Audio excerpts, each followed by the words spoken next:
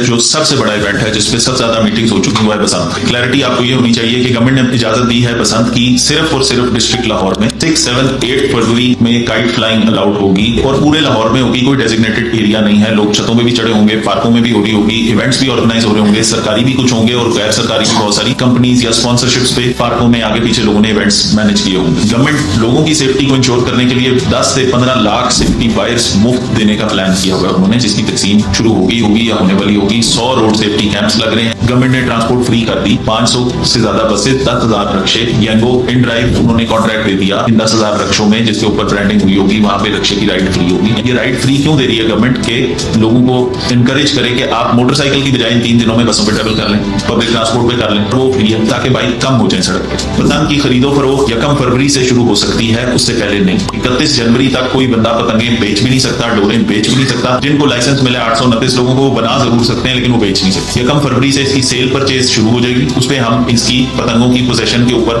जो कि authorise dealer से खरीदी है उसके ऊपर एक्शन नहीं लेंगे। 6, 7, 8 को उड़ा भी सकते हैं, बेच भी सकते हैं, खरीद भी सकते हैं। जो बना रहे हैं बनाते रहेंगे। 8 को ये सारा प्रोसेस बिल्कुल 8 की 12 बजे 8 तारीख फरवरी की 12 बजे एंड हो जाए। उसके बाद एक पतंग भी नहीं उड़नी चाहिए ना बिकनी चाहिए। फिर बैक टू नॉर्मल उसी बैन के ऊपर आ जाएंगे जो बैन 6 से पहले है और 8 के बाद होगा।